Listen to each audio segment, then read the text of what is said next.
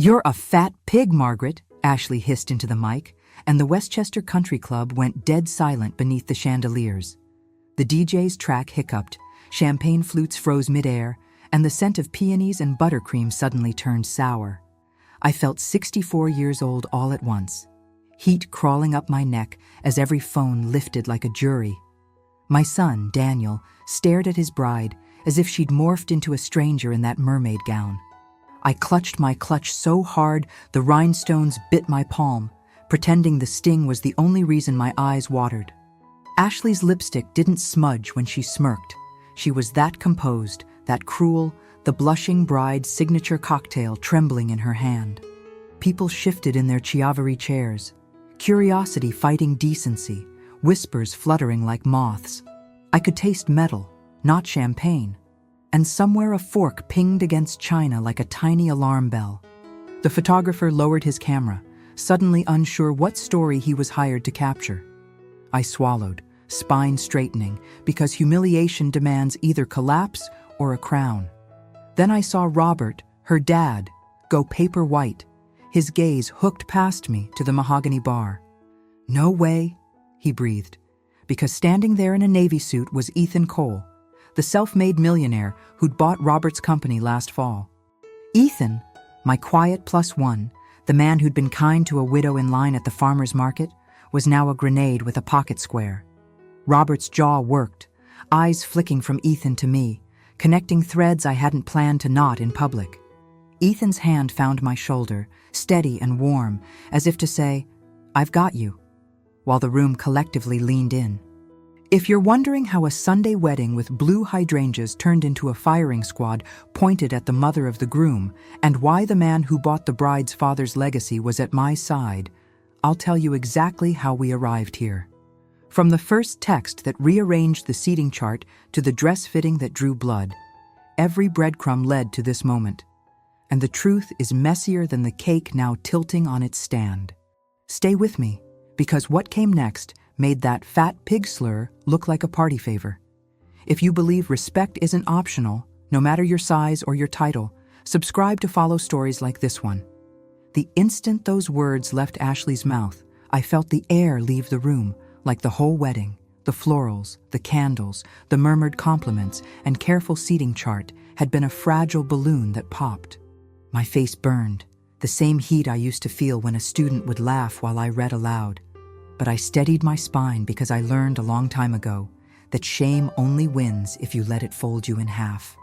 Ethan's hand settled on my shoulder as if we were walking across an icy sidewalk, steady, unhurried. I could smell his cologne then, green apple and something cedar, and the bar behind us was lined with deep bottles that caught the chandelier light. I locked my knees in my heels and told my body, "Stay with me. Do not retreat." For a breath, the only sound in the Westchester Country Club was the DJ's thumb dragging across a vinyl before he pulled it off with a curse, half swallowed, and then somewhere a champagne flute set down gently, a little tick against marble. Daniel's face was open and pale, his brow knit the way it did when his math homework confounded him in 3rd grade. You don't forget your child's expressions. They're stitched into you, the baby versions layered under the adult ones.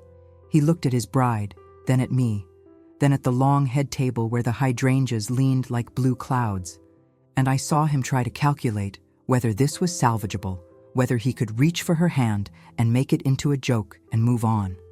The freckles across his nose, which always wake up in summer, looked starker against the white of shock. Ashley's lipstick gleamed and held like armor. Her hair was pinned in a way that looked effortless and took 3 professionals this morning. And how do I know? Because I was there, on a floral sofa with my knees pressed together, stepping over garment bags, holding a cup of herbal tea I did not ask for while her people worked like a pit crew. She had talked about the aesthetic in the car last week, tapping an acrylic nail against her phone. "It's not personal, Margaret," she'd said when she pushed me to a table by the kitchen on the revised seating chart. "I just need the photos to read elegant, consistent." I had smiled and nodded, because mothers of the groom nod. We nod and smooth and pay invoices that say "final payment" in bold. We show up in a dress that doesn't compete with the theme, and we bring safety pins and tissues in a clutch that leaves rhinestone indentations in a palm that has already held small hands, groceries, grief. I've always been Margaret. Not Maggie, though the school secretary always tried, and not Marge, which is what the man at the hardware store called me because of the cartoon. Margaret Doyle, 64, widow of Thomas Doyle, who could fix any drawer in 3 tries and thought the right way to eat an apple pie was cold for breakfast.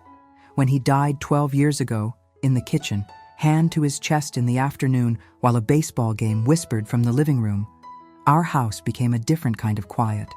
Not the peaceful sort, the anxious kind. The fridge hum growled like a low complaint, and I could hear the upstairs floorboards heat and cool at night. I went back to the elementary school library the next week because routine will keep you from unraveling. I ran story time with a lump in my throat and a station of glue sticks that never stayed capped. I brought home extra bananas from the staff lounge because Daniel liked them just on the edge of spotty. I did the math on the back of an envelope at the dining room table and circled numbers. Life is a series of circled numbers sometimes. I took the Saturday shift at the community center to shelve paperbacks for the used book sale. I sold Tom's fishing rods to pay the oil bill one brutal February, where the ice on the Hudson looked like broken glass and the wind rattled our windows like a scold. I learned the exact day the credit card company would post charges and set alarms on my flip phone accordingly. I mended Daniel's jeans and made pot roast stretch to 3 meals. We bought his prom suit at a consignment shop in White Plains, and the tailor told him he had good bones, which is something people say to handsome dogs and handsome boys. He wore that suit again when he took me to dinner for my 60th at a little bistro in Tarrytown, the maitre d' calling me Madame Doyle like we were in a movie. I slid my wedding band into a velvet pouch taped under my sock drawer before I sold it, a crack in it like a crescent moon, because the roof leaked and the repairman wouldn't take lasagna for payment, no matter how much I coaxed. These are not sad stories. They are true. They are the spine of the only story I trust about myself, that I did and do what needs doing. Sometimes with grace, sometimes with muttered prayers in my car, sometimes with a bagel from the deli on Broadway, balanced on my steering wheel as I drove to school before dawn, the paper sleeve warm on my lap. When Daniel met Ashley, he was 2 years into his job at the data firm in the city, commuting into Grand Central every morning with his travel mug and a book he pretended not to dog-ear. I remember the first night he said her name. We were clearing plates and he was faking a casual tone. Her name's Ashley, he said, flicking soap from his fingers. She's something. He said something like he meant more than he had words for. He started stacking the forks all facing the same way, a nervous habit that resurfaced when he was proud of himself. He met her at a networking thing in Midtown, a rooftop with glass railings and a view that made your stomach drop if you looked too long. He showed me a photo the next morning because he knew I would go and look anyway. Her in a silver dress, sun on her shoulders, a smile that was exact. She worked in branding, he said, like she was a verb and a noun all at once. When I met her, she brought a bouquet of pale roses to our house and wore perfume that smelled like a new hotel. She was polite, almost too polite, each sentence trimmed with efficiency, like she had prepared. "You have a lovely home," she said, which is what you say when the couch is not what you would choose. And when she peered at the framed school photos of Daniel in the hallway, she smiled the way you smile at someone's dog. Fond, but from a distance. She called me Margaret.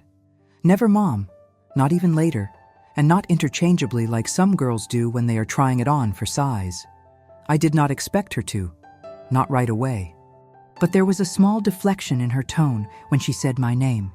A tiny tilt that said I came from one kind of story, and she came from another, and she would not be stepping into mine. Her parents were Robert and Lorraine. They lived in a house with a circular drive and side-by-side Range Rovers in Rye. The lawn shaved to a perfect green buzz cut. Robert was the kind of man who keeps his tie on at home and swirls his drink in a low glass, whether there's ice in it or not. He ran a manufacturing company, specialized parts for something technical. I nodded through when he explained. Lorraine had hair that stayed in place the way money buys, and she had a way of looking pleased and distracted at the same time, like an actress playing a hostess in a period film. We had them to our house once, in the spring, when the lilacs out front made the whole street smell like a secret. I made lemon chicken and a salad I was proud of. They brought a bottle of wine that cost more than my water heater repair. When we stood in the kitchen after dinner, Lorraine pointed to the picture of Tommy and me at Jones Beach in the 80s. His hair big, my swimsuit a scandal. "You look so happy," she said. It came out surprised. Ashley planned. That is not a criticism. Some girls plan like other people breathe. She had a mood board before there was talk of a proposal. She spoke about the palette for their life together, the way I would discuss which book to put into small hands in October. She believed in wellness, which meant she watched what went into her mouth and sometimes tried to watch what went into mine. "We should do a spa day," she said once, dropping a crisp envelope on my kitchen table in a way that made it sound like a gift. Inside was a gift card and a glossy brochure with circles around treatments that promised to depuff and contour. For the big day, Ashley had written on a pink sticky note. I laughed, because sometimes you laugh in lieu of showing your teeth. I told her I was raised on casseroles from church potlucks and bakery cookies, and my body had done more for me than she would ever know. I did not say I knew how to lift boxes of donated encyclopedias without help, and that I had walked a block with a broken ankle once because the urgent care was down the street and the bus didn't come that hour. The dress fitting that drew blood was at a boutique in the city that offered you sparkling water the minute you stepped in and made you feel, in some part of yourself you don't like to acknowledge, like you weren't quite the right shape to deserve the care they were selling. Ashley had picked my dress from an online lookbook. "It's forgiving," she said, in the same tone you use when you carefully hand someone a slice of cake you cut small. The seamstress had a mouth full of pins and nimble hands. The first time she cinched me at the waist, a pin bit my skin and I felt a warm bead beneath the fabric. I flinched, and the seamstress apologized in a rush. Ashley was on the couch, scrolling her phone. She glanced up. "Well," she said calmly, "pain is part of beauty." She grinned like she'd given me permission to be in on the joke. She asked if I could commit to a few weeks of a certain plan, so the dress would hang right. I told her I could commit to showing up. That is what I have to offer. Always. I show up. She took over the seating chart 2 months ago, with a half sigh that made me feel old and clumsy and in the way. "I've got it," she said, tapping her laptop. "You'll be at table 8. It's closer to the kitchen, which is great for service. You'll get your bread faster, as if I was a server rather than a mother." She texted me the adjusted plan late that night. "Hey, super quick tweak. Hope you're okay sitting with some of my aunties. They just adore you." I wrote back, "Of course." I sent a heart and turned the volume of my television up because I couldn't stand the quiet thought that I had no place in my own son's wedding that wasn't offered like a side chair. I met Ethan in August at the Pleasantville Farmers Market, the kind that makes you feel like you're part of a town in a movie about kindness. I was comparing apples like a person who had time to do that, reading the little cards. Honeycrisp, Macoun. A man beside me said, "Whatever you pick, add 2 more." I looked up. He had eyes that had lines at the corners, honest lines, and he had the kind of tan you get from walking outside without meaning to. He pointed to the stall across. "They're selling cider donuts," he said. "You need a quota to justify them." I bought 4 apples and 2 donuts, and we sat on the low stone wall by the gazebo and watched a boy try to convince his mother that a pumpkin the size of his torso could be reasonably carried home. Ethan told me he was in town for some meetings. He didn't overshare. He asked questions like it was a pleasure he was saving. When he walked me to my car because my bag was heavy, a melon, because the vendor talked me into one, he did not hover or insist. He walked like walking was the point. We saw each other there again, and then at the Books Ale when he bought a stack of biographies and a stained copy of a cookbook from 1972 that I told him had the best brownie recipe in it, which it does. We had coffee at Muddy Water in Tarrytown on a rainy morning, and he told me about his mother who had a laugh you could hear a block away and a father who never raised his voice. I told him about Tom, and the whole grief tears in a day right through the middle like someone ripping paper. He listened. He did not try to fill the hole with advice. It took me embarrassingly long to learn he was wealthy. He did not wear it. He had a good watch, yes, and nice shoes, but the thing about money is it's loud when it wants to be, and quiet when someone has nothing left to prove. I did learn eventually that he had bought companies when they were fraying and tried to stitch them up before they fell apart. He had a team of lawyers who did that part. He had a way of looking at an operation and seeing where it leaked before it flooded. When he told me, in October, that he had bought a company in our own county, I went still. I asked which one, and he said the name of Robert's company like it had no extra weight. He told me it had not been a rescue, but a necessity. He wanted out, he said. Or he wanted certain things that didn't align with reality. He did not gloat. He stated a fact. My stomach sank the way it does when you're a mother, and you can feel a knot before it appears. When I told Ashley that I would be bringing a guest to the wedding, she wrote back so quickly it felt like she had already half composed her reply. Per Daniel's note, we're doing no plus ones to keep it intimate. Then Daniel called me an hour later to say, Mom, bring someone, please. I don't want you alone. He knows me well enough to know that a full room can feel like an island if no one has your hand under the table. I wrote Ashley again. She wrote back, of course. The more the merrier. Bring Evan? I typed, Ethan. I did not add a last name. So there we were under the chandeliers, with the violinist putting down his bow carefully as if the quiet had a shape. And Ashley had said the thing she couldn't unsay, and Robert had gone ashen because he had looked beyond me and seen the man he blamed for selling off his legacy.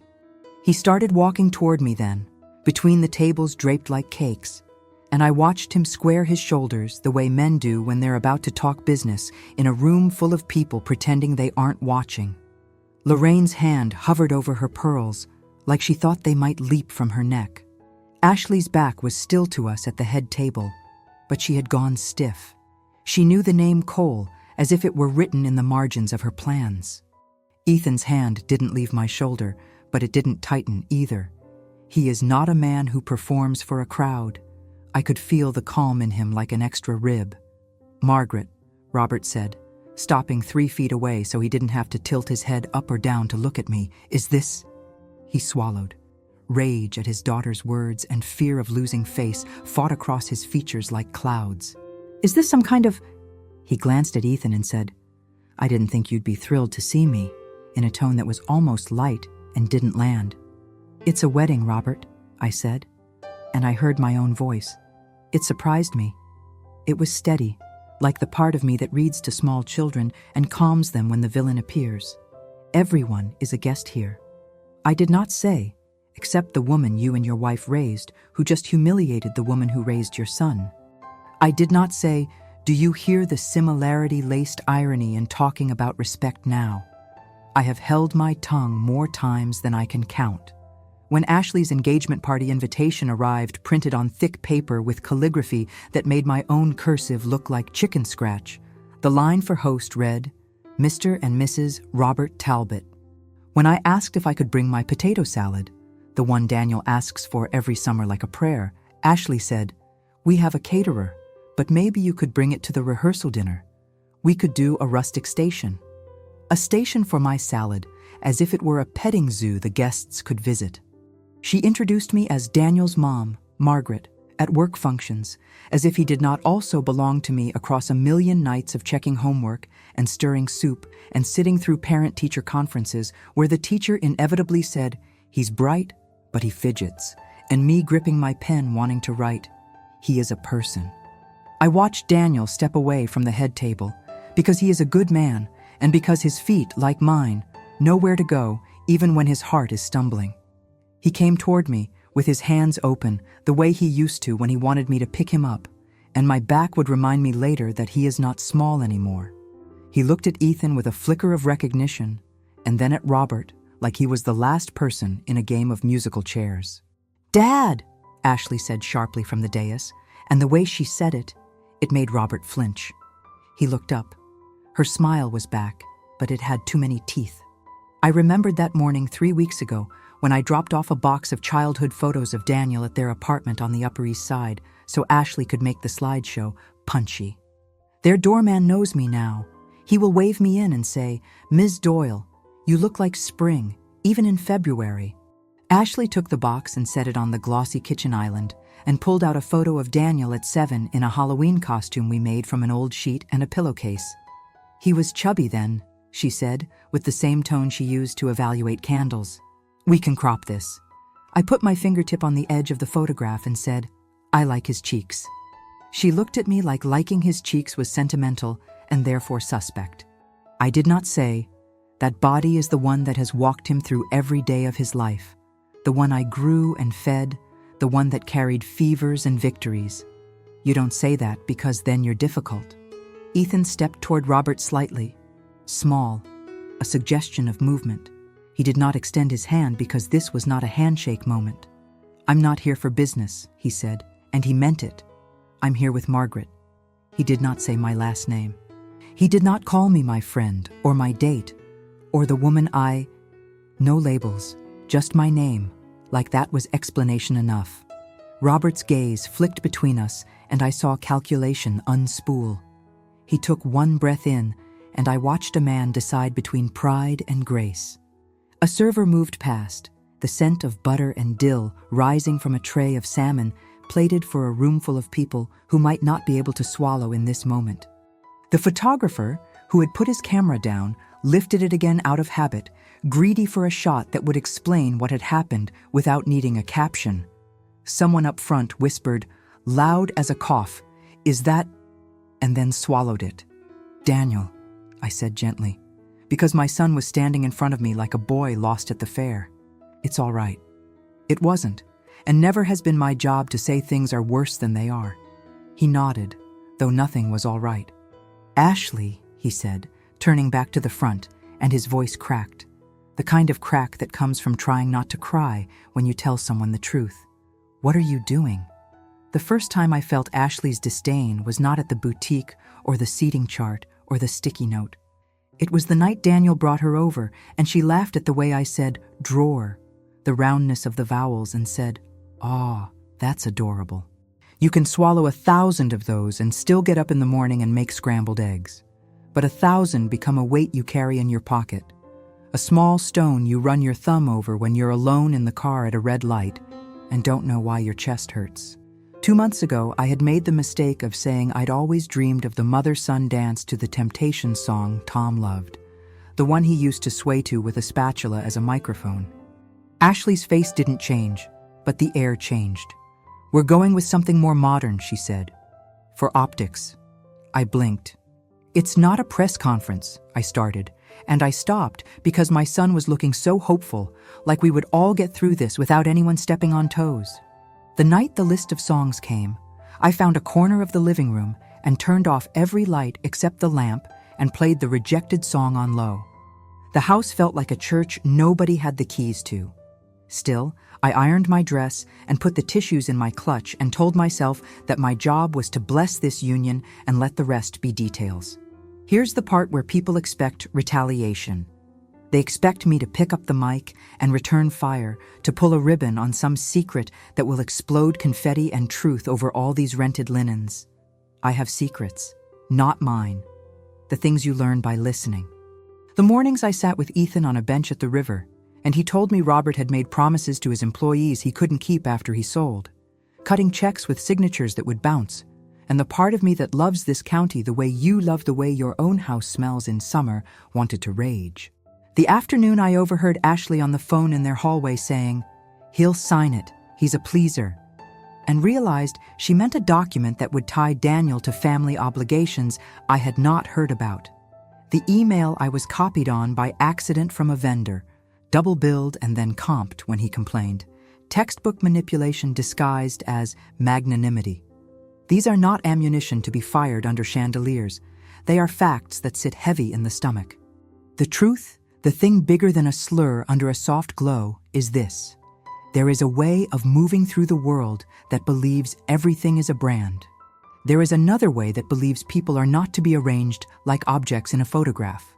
I am 64 years old and my body has been called many things, some of them kind, some of them less so, and it has done me the only kindness that matters. It has carried me to this moment and kept me from collapsing. I have taught children with cowlicks and sticky gasps that books will take them out of rooms that feel small. I have held a man's hand through a hospital's white spits of light. I have cooked onions in butter and cried at my sink. I have forgiven lesser things than this in exchange for peace. But peace is not always the holy thing. Sometimes it is a rug you sweep under. Robert took a step back, as if to grant me space, or because Ethan's quiet was a mirror he didn't want to see himself in. Lorraine had made her way to the head table, murmuring to her daughter, and Ashley nodded once, twice, like she was receiving counsel from a campaign manager. She lifted the microphone with both hands like a prayer. "Everyone," she said, and the words stretched too far. Let's all take a breath." Her voice trembled on breath. She had planned this day to the minute, when the servers would pass tiny lobster rolls, when the band would switch to Motown, when the cake would spin on its stand for photos, and she had not planned for this. I thought of mornings that are mine. You don't know how much you own your mornings until you share them. I make coffee in a French press Tom bought at a yard sale in Ossining, the handle glued, and I drink it on the back steps if the weather lets me, the Hudson a shimmer through the trees if I lean left and squint. I read the paper the way my father did, front page to the arts and then the puzzles. I circle words I like and say them out loud. Verdant, solace. I walk to the corner and back and wave to Mrs. Ramos, who waters her tulips too much because she is lonely. These are the things that make me Margaret, no matter who calls me Margaret, as if it's a name she can flatten into something small. Ethan leaned in just enough for me to smell coffee on his breath. "Do you want to leave?" he asked. And I knew he would walk me out without fanfare, that he would not look back to see if anyone was watching. Part of me wanted to say yes so quickly it would be like tipping out of a boat into smooth water. "But you don't leave your son at his wedding, not if you can help it, not if your legs still hold." "Not yet," I said. I touched his hand as if it were a doorknob I planned to turn when the time came. His fingers warmed mine. When I looked up, Daniel was watching, a flash of relief I didn't understand yet crossing his face, like a man who sees a streetlight appear on a dark road. A server tripped on a cord and a napkin fluttered to the floor near my shoe. I picked it up because it is hard to unlearn certain habits, like picking up the thing at your feet. I unfolded it and realized it was one of the monogrammed ones, A and D in pale blue. I wanted to write a letter then, old-fashioned and neat, with a fountain pen that leaks, and send it to my future daughter-in-law in a week when the makeup had washed off and the flowers had dropped their heads in vases. "Dear Ashley," I would say, "you said something tonight you cannot unsay. When you are 64, your body will be different too. If you are lucky, it will be a map of all the places you've been. You will have carved yourself soft places to land. You will realize that kindness is not a brand, it is a verb, and it leaves a residue on other people's hands. But I don't write letters anymore. I send texts that say I'm outside in the driveway. I will write her with my actions instead. I will remember every slight and decide which ones to let slide into the river like leaves. I will call out the ones that bruise. I will love my son in the way that makes space for his marriage to live, and I will not mistake space for silence." The band, bless them, started a new song, as if music could patch plaster. The first notes were too bright for the moment, and a few people winced the way you do when a light snaps on in a dark room. Ashley's eyes flicked to the DJ and then to my son. He looked at her like a boy on his skateboard who sees the crack too late. He walked back to the head table. He leaned toward her. If I had been a different woman, I would have looked away to grant them the privacy of two people in a public moment. But I watched, like a mother does when she can't teach her child to drive differently, but she can sit in the passenger seat and press a useless brake and whisper, "Please." Robert drifted to the bar. "Club soda," he told the bartender, and the way he said it told me that his hand would have liked to close around something stronger. Ethan's phone buzzed in his pocket, and he didn't reach for it. He and I stood side by side, not touching now, a small island of breath, in a room that had run out. In my clutch, my tissues waited, the rhinestones still biting my palm. Later, there would be the question of the mother-son dance and whether we would do it at all. Later, there would be a conversation where I would say to my son, plainly, how to be married without becoming small, the way a man can step to the side to make room but also keep his own name. Later, there would be the email on my phone from a woman in Robert's old office who had written me months ago because she knew I knew Ethan, and she had wanted to tell me, on a Wednesday at 3, when the light in my kitchen was kind, that severance had been cut and then rescinded, that promises had been made under headings like family and values, and that signatures on glossy paper didn't translate to full pantries. I had not told anyone because it was not my story to trumpet, because sometimes the thing you do is take someone's hand and walk them quietly to a person who can help, because Ethan had already met with her in a conference room that smelled like lemon spray and told her what he could and couldn't do, and it was more than she expected. But now the story was cresting. I could feel it.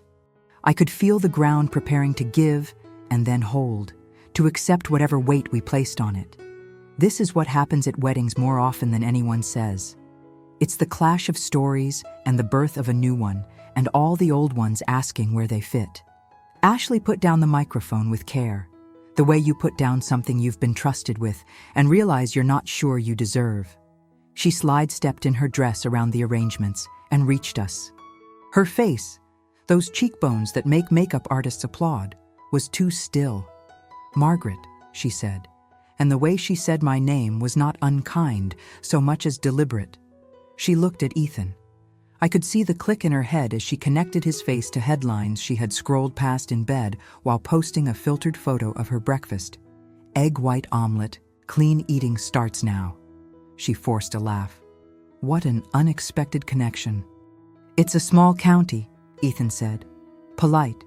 His voice the kind I used when a teacher cornered me at a parent night and told me my book selection was too mature for 12-year-olds. And I did not apologize for putting real stories into small hands. She tilted her head. "You should have told us," she said to me. "It's a lot." There was the smallest curl under that "a lot," the suggestion of strategy. If I didn't tell them, then perhaps this was my fault. There it was, the thing in her I had begun to learn to spot, the way she could make an inconvenience into an accusation in the span of a breath. "There are many things I could have told you," I said, and I smiled. I have learned that smiles carry different information than words. I chose to bring someone kind. I didn't add, to counterbalance the kindness you withheld. "Dad," she said, turning, "why don't you—" She made a gentle shooing motion toward the bar. Lorraine stirred, a small flurry of chiffon. Robert did not move. He looked at his daughter, and then at me, and then at the man he thought had won something from him that was his to keep. I saw a small softening around his eyes, a human thing. I thought I saw a question. How do we step through this without losing everything we are holding? I will tell you the truth. I was glad it happened under the chandeliers. Not because I enjoy humiliation. If anything, I have built a life to avoid it for others. No. I was glad because light shows you what you're carrying. If it had happened in the parking lot, the story would have shrunk into whispered versions.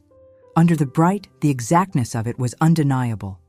For a woman who has spent so much of her adult life being told to move and smile and serve, there is clarity in being seen being wronged in a room full of witnesses. It does not fix it. It does not heal. But it keeps you from thinking you imagined it. There is less gas in the light for lighting. Daniel's hand found mine at the exact time I needed it. He had walked back across the room, and he did not care who watched. He had the courage to touch me. "Mom," he said. His voice was quiet, the way it always is when he is about to be brave. "Do you want to dance?" The band had moved into something softer, something I could sway to without stepping on anyone. It was not the song I had requested and been denied, but it was a melody I could live in for 3 minutes. I nodded. Ethan's hand lifted from my shoulder. He stepped back with a small bow that would have looked ridiculous on anyone else. It looked right on him, a gentle gesture of stepping aside without leaving. "I'll be here," he said. I knew he would. I have been left before. I know the difference. We stepped onto the floor. There were whispers. There are always whispers. I have grown used to them in the wake of Tom's passing, in the context of my body, in the shadow of my son, dating a woman whose straight-lined world did not have shelves for jars of jam with mismatched lids like mine. I lifted my chin and placed my palm on my son's shoulder, the same shoulder that has carried boxes, bags, sorrow. He slipped his other hand into mine the way he did when he was 4, and I had to teach him not to loop it and bolt into traffic. We moved. Not well, not with flair, just enough. "You don't have to apologize," I said into his ear before he could empty his pocket into my palm. "This isn't your apology to make." "I know," he said, and I believed him, and my chest hurt with the relief of believing him. "But I am sorry it happened. I'm sorry I didn't see how it was building." "It's a skill to see those builds," I said. "Consider this your training." We rotated slowly under a canopy of crystal. I could feel people trying to pull us into their version of what had happened with their eyes. Daniel's back was damp under his suit jacket. He smelled like a good cologne I bought him last Christmas and the soap he has used since he was a teenager. "After this song," I said, "we will sit. We will eat if we can. We will not let anyone send us home early." "Okay," he said. "And later?" "Later," I said. "You and your wife will talk." I paused, tasting the word wife in my mouth like a new spice. "And you will decide what you will accept and what you will not. And you will remember that you come from people who worked hard and were kind." He swallowed. His jaw worked the way it does when he is not crying because he thinks I want him not to. "I miss Dad," he said. "Today, I miss him more than I can say." "So do I said. "But we get to decide what we do with the missing. We can turn it into a stop sign or a lantern." We found the edge of the song. The band let the last note float like a wish. We stepped off the floor, and the room released a breath, and I could feel the future take a little more shape.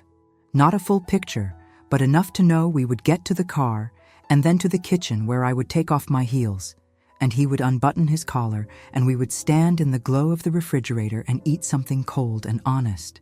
Ethan was where he said he'd be. He offered me a glass of water as if it were a sacrament. Ashley had moved to the head of the room again, her hand on the back of a chair, and for the first time all night she looked her age. I am not heartless. I saw her swallow fear and pride together, and I did not cheer. I know what it costs to be human in a room that wants you to be a picture. "I bought the company," Ethan said to Robert later, in a tone that invited conversation rather than victory. "We have some things to untangle that affect real people." He glanced at me. "This is not the place." Robert nodded. Once, twice, like a person agreeing to drive to a place he does not want to go. "Monday," he said. "My office." His voice had changed, softened around the edges. "Time does that. Sometimes it takes one evening under glass to age a person 5 years in an hour. We would not win all these small wars. There would be people in Ashley's camp who would call me dramatic behind the signature of their group texts. There would be those who would rewrite the story in service of smoothing out the dissonance. There would be nights I would sit up in bed and remember the sting in my palm from the rhinestones and feel my body again become a courthouse for every verdict. But I have been a courthouse. I have been a library. I have been a kitchen. I know how to hold people and then release them. The cake was righted. The hydrangeas kept their round blue heads. The photographer found angles that made it look like joy had not been interrupted. People ate beef tenderloin and asparagus, and the rolls were the kind that flake apart because butter was involved in every step of their creation. I took a small bite of everything because life is short and it is rude not to try.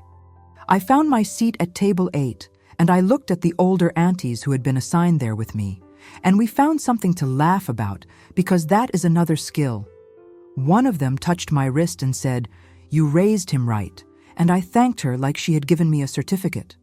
At the end of the night, in the parking lot that smelled like rain that never fell, Ethan opened the passenger door of his car and waited for me to sit. He did not put his hand on my back. He did not steady me like a porcelain figurine. He stood, a man beside a car, and let me move at my pace. He put the seat heater on because he has learned me, the way you learn a route that saves you 5 minutes and a stoplight. I pressed my palm to the warm leather and exhaled.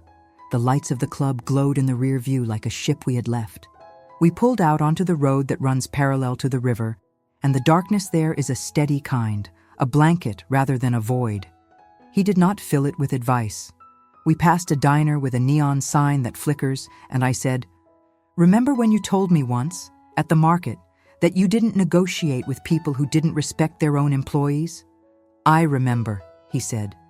"Do you do that in families?" He was quiet, and then he said, "I think you set terms all the time, Margaret. We just pretend families are different because we love them. But love without terms is not devotion. It's surrender. I have surrendered in small ways my whole life. You get asked to bring a salad, and you bring two. You get asked to sit at the end, and you pull the chair closer to the table yourself. You get asked, without words, to be smaller, and you fold your opinions into napkins. I am not interested in surrender anymore. Not for the people I love, and certainly not for myself. Terms, not demands. That's not my style. Terms like, I will be talked to with care. I will be allowed to exist in your house without being an accessory. I will encourage and not control. I will tell the truth with as much gentleness as a person can afford. The larger conflict is not a public one. It is not this room tonight. It is years of deciding whether to allow a person with a grip like a vice to keep squeezing. I am not starting a war. I am setting a table. I will invite my son and his wife. I will bring bread. I will not bring myself to the meal, starving for their approval. I will be full when I arrive. That is the work of the months ahead. That, and making sure the people whose severance was cut mid-promise get a second conversation in a room with a window and a person who looks them in the eye. When I got home, the house had that way of greeting me, a scent of lemon oil and something else, a sweetness that lives in the wood. I took off my shoes by the door and carried them to the closet because slipping out of them anywhere would have been a surrender. I sat on my bed and pressed a cool cloth to my cheek where the blush had settled like a donation. I looked at my hands. They were older than the girl at the boutique would like. They are mine. They have held what they needed to hold. I slid my phone open and saw a text from Daniel. Simple, like a boy who used to scribble his love on construction paper. "You okay?" I wrote back, "I will be." Then I wrote, "Be kind. Be brave."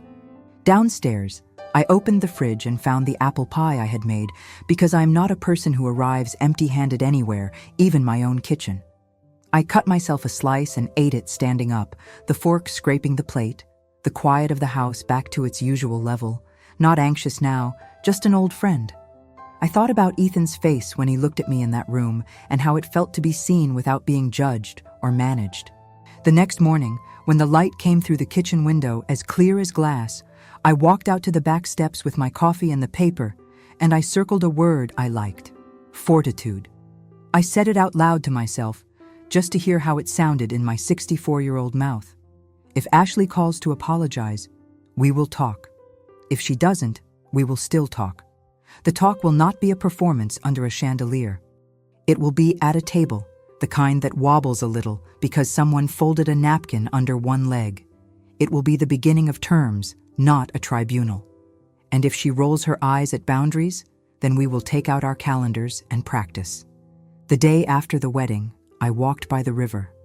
The leaves were turning, each tree a slow riot. A boy on a bike rang his bell and said thank you when I moved my shoulder an inch. A dog the color of toast jumped at a leaf and missed. I sat on a bench and let the breeze lift my hair. I thought of girls in gowns and men in suits, and the way we all want to be a better version of ourselves under lights. I thought of kitchens and apple pies and quiet men who stand beside you when the room becomes a place you might drown. What comes next will require me to be the woman I have always been when nobody clapped. Organized, soft, firm, amused, ready with a tissue, and also ready to say, stop. It will require my son to grow not away from me, but toward his own spine. It will require Ashley to look at herself without a filter, something I will not do for her. It will require fields of quiet power, and I am ready for that. I have been ready my whole life without knowing it. After the dancing, after the collective exhale, after the band's timid stumble into a new song and the photographer's wary return to his lens, the real ache started. A quiet throb settling between my ribs. I could feel the sting of every small slight and cut, old and new, pile atop each other like library finds that accumulate unnoticed, each creating the shape of a burden you'd stopped seeing until someone points it out in public. I smoothed down my dress, breathing its borrowed confidence. The rhinestone clutch, a silly thing I bought at a thrift shop in Hartsdale, with stones missing and velvet worn, became suddenly important. My hand throbbed where I'd pressed it so tight, as if the bag could contain not only the tissues and lipstick and insurance card, but the memory of this night, its humiliation, and the silent, steady resolve rising beneath it. For years, I have been letting things roll. Letting myself be repositioned, seated by the kitchen, asked for just a little help with the baking, told kindly and repeatedly that my stories were sweet but maybe a little out of place for the crowd. The wounds weren't just Ashley's. I could count the times Lorraine had called me Margaret with a pat collapse of the hand, turning my name into a diminutive, or the way Robert lingered on public school at that dinner in Rye, his brow little arched with a "no offense." How many times had I laughed politely at my own expense, showing I could take a joke, being the steady one, the too capable one, the wide-hipped, slow-talking, unobtrusive mother who never asks for anything. How many times had Daniel rushed in afterward, apologetic, but without a plan to change the pattern? "You know she doesn't mean it, Mom?" As if every woman eventually learns to accept collateral harm? Not tonight. Standing there while the wedding ebbed and swayed, I saw each of those moments crystallize into one undeniable truth, refracted through the rhinestones biting my flesh. I have not lived 64 years to be the invisible outline in someone else's story.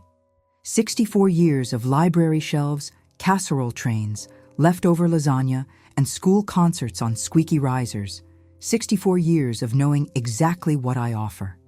And if tonight, of all nights, would be my reckoning, so be it. My plan didn't come to me neatly, like a headline. It arrived the way resolve always does, in pieces, shaped by necessity, and a mix of anger, love, and the steady beat of a kitchen clock. I reached into my clutch. With my fingers still warm and shaking, I felt my good luck charm wedged alongside my tissues. The antique silver library card case, initials MED. Engraved in swirling old letters, a token Tom gave me on our 5th anniversary. I hadn't carried it for years. It's fussy and impractical, but it's my symbol, not just of being seen and cherished, but of the quiet certainties that anchor me. That case has survived relocations, hospital stays, even once a flood, each time holding the scrawl of my own name, the proof of an identity that's no one else's accessory. I pressed it to my palm, the cool metal grounding me. I saw Ethan catch the gesture, his gaze a question, his presence a promise. The library card case was my touchstone, a reminder that I have always belonged somewhere real, a place of order, beauty, and welcoming chaos. Not a world managed by cutthroat optics. Enough. I would not be staged tonight. I would write my own closing act, not for revenge, but for truth. For Daniel, yes, so he'd see a marriage begun not in silence, but in integrity, but also for every version of myself that had laughed something off to keep the night easy and the guests comfortable. 1 hour lingered, a program sheet's worth of speeches and toasts, of cake cutting, father-daughter spectacle, and the evening's crescendo. A mother-son dance conspicuously absent from the playlist, but irrepressible in expectation. Earlier, Ashley had clipped the set list. "We just felt it was more modern this way, Margaret. People get bored at weddings, you know?" And I'd let her rearrange me like a folding chair. Now, as I saw her huddle beside her mother at the edge of the dance floor, glancing furtively at Daniel and whispering a litany of justifications, I realized what only accumulation delivers. This was not about a dance. It never was. I started walking, Dresses parted, conversations shushed as I passed, and with every step, my certainty grew. I reached the stage where the DJ sat, buried behind his setup, face flushed from the earlier mistake. He did not meet my eye. I bent low, speaking quietly but firmly. "Would you play My Girl next, please?" For a moment, he hesitated, then nodded, embarrassment yielding to some deeper instinct for humanity. "Daniel." My voice cut through the soft music, the layered conversations. It was not a shout, but a summons, full-bodied, the voice of bedtime stories, board games, doctor's appointments, and permission slips. He looked up, startled, tenderness mingled with confusion. I gestured, inviting, not asking him to join me on the dance floor. There was a hush as we stood together in the full gaze of chandeliers and camera-armed guests, the room holding its collective breath. The music switched. For a heartbeat, nothing. Then those familiar notes, Motown, the blend of hope and memory, and the ghost of Tom's voice singing along in our old kitchen.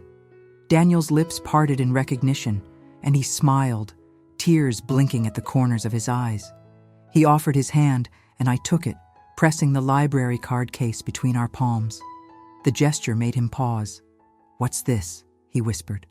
I smiled. "It's for later," I said. "For when you need to remember who you come from." We danced, and the room's attention, once sharp and stinging, became something softer, the edge blunted by grace and surprise. There were whispers, sure. There are always whispers when a woman refuses the corner she's been given.